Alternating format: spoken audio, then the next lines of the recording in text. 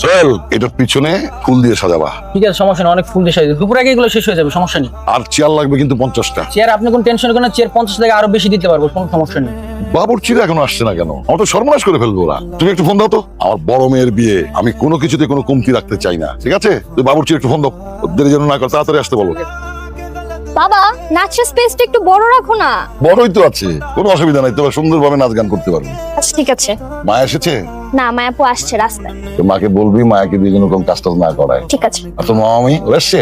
মামা মামি খালামণি সবাই চলে আসছে, ওদেরকে আপ্যায়ন করতে তো সবাই ব্যস্ত, তোমার জন্য নিচে ওয়েট করছে। আরে আমার নিচে যাওয়ার সময় আছে, দেখ না এদিকে কত কাজ পড়ে আছে, ওদের উপরে আসতে বল। আচ্ছা আমি তাহলে যাই বলছি।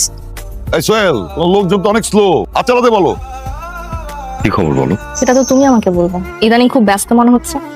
পরশুদিন তোমাদের বাড়িতে গেলাম, ব্যস্ততার কারণে একদমই সময় করতে পারলাম না। জাস্ট ইগনোর করলে সবাইকে। একটা কাজ পড়ে গিয়েছিল, ব্যস্ত ছিলাম। দীপু, ঘুরিয়ে পেঁচিয়ে কথা